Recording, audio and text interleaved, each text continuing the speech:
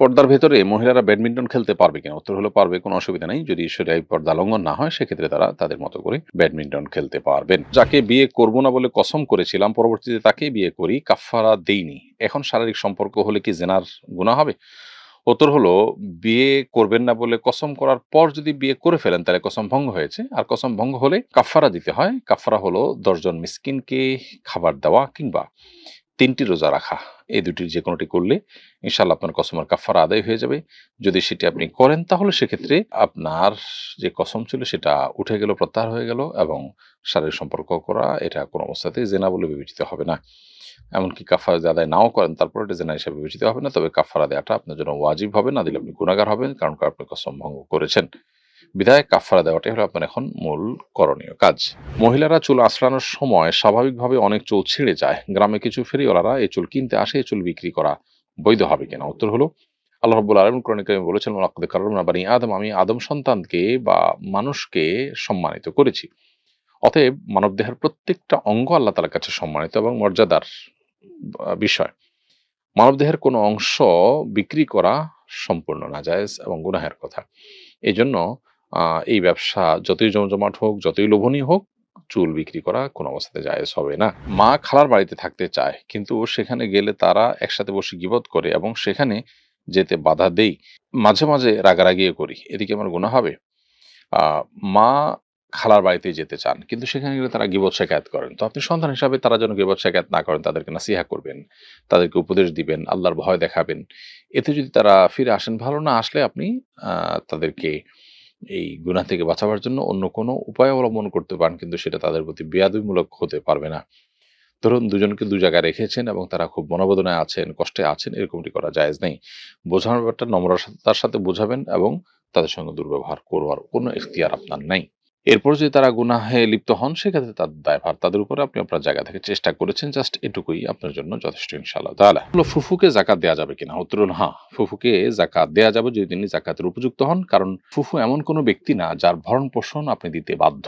যার ভরণ-পোষণ আপনি দিতে বাধ্য তাকে আপনি যাকাতের টাকা দিতে পারবেন না। ধরুন আপনার সন্তান-সন্ততির ভরণ-পোষণ আপনার উপরে বর্তায়, বিধায় আপনি তাদেরকে যাকাতের টাকা দিতে পারবেন না। তো ফুফু যেহেতু এমন মানুষ যার ভরণ-পোষণ আপনার কর্তব্যের মধ্যে পড়ে না, আপনার দায়িত্বের মধ্যে, ফরজ না, আপনার উপরে অধিকার হিসাবে তার থাকে না। সেজন্য যাকাতের উপযুক্ত যদি মনে হয় আপনার ফুফুকে, তাহলে অবশ্যই আপনার নিজের যাকাতের টাকা তাকে দিতে পারবেন।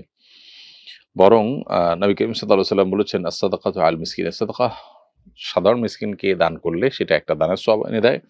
ওয়াস-সাদাকাতু আলা যাবিল কুরবা সিলাতুন ওয়া সাদাকাতুন, আর যদি দানটা হয় কোনো আত্মীয়-স্বজনের জন্য, নিকট আত্মীয়ের জন্য, রক্ত সম্পর্কে আত্মীয়কে দান করা হয়, তাহলে সেক্ষেত্রে আত্মীয়তার বন্ধন রক্ষার সওয়াব এবং দানের সওয়াব ডাবল পাওয়া যায়।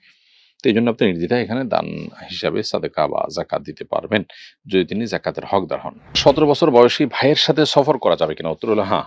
১৭ বছর বয়সী ভাই একজন প্রাপ্তবয়স্ক পুরুষ শরিয়ার দৃষ্টিকোণ থেকে। ফলে আপনি একজন নারী হিসাবে তাকে মাহরাম গণ্য করে সাথে নিয়ে সফর করতে পারবেন। কোনো অসুবিধা হবে না। সালাতের সময় আশপাশে মানুষ থাকলে আমার ডিস্টার্ব হয়। অনেক সময় রিয়াও হয়ে যায়। তাই আমি একা একটা অন্ধকার ও নির্জন স্থানে সালাত পড়ি। এ সম্পর্কে শরিয়া কি বলে? উত্তর হলো, পুরুষের জন্য ফরজ নামাজ মসজিদে যেয়ে পড়া সুন্নত মুআক্কাদা। এর জন্য ফরজ নামাজ মসজিদে গিয়েই পড়া উচিত। আর নফল নামাজ নির্জনে বা অন্ধকারে পড়া যেতে পারে। আপনার রিয়া হয়ে যেতে পারে এই চিন্তা থেকে আপনি ফরজ নামাজ যদি মসজিদে গিয়ে না পড়েন তাহলে আপনি গুনাহগার হবেন। রিয়া হইলেও হবে। তারপর আপনাকে মসজিদে গিয়ে নামাজ আদায় করতে হবে। ফরজ নামাজ, ফরজ দান এগুলো প্রকাশ্যেই করতে হয়। যেমন যাকাত, নামাজ এগুলো প্রকাশ্যে করতে হয়। আর যেগুলো ফরজ না নফল সেগুলো বরং গোপনে করাটা উত্তম। আমার স্বামী মারা যাওয়ার পর আরেকজনের সাথে বিবাহ বন্ধনে আবদ্ধ হয়েছি। ১ম সংসারেও আমার সন্তান আছে, ২য় সংসারেও সন্তান আছে। ১ম স্বামীর ত্যায্য সম্পত্তি থেকে আমি যে সম্পদ পেয়েছি, আমি মারা যাওয়ার পর এতে কি আমার ২য় সংসারের সন্তানরাও হকদার হবে? উত্তর হলো হ্যাঁ। আপনার যে সন্তানরা সরাসরি আপনার গর্ভ থেকে দুনিয়াতে এসেছেন, তারা সবই আপনার সন্তান। অতএব আপনি ১ম স্বামী থেকে পান কিংবা ২য় স্বামী থেকে পান, উপার্জন করে নেন কিংবা কেউ আপনাকে গিফট করুক, যে সম্পদগুলো আপনি রেখে যাবেন, আপনার মৃত্যুর পর সেগুলো আপনার সন্তানরা সবাই সেগুলোর ভাগ পাবে। হ্যাঁ, আপনার কোনো স্বামীর অন্য স্ত্রী থেকে আসা সন্তান যারা, তারা আপনার সন্তান, গর্ভস্থ সন্তান, আপনার গর্ভের সন্তান নয়।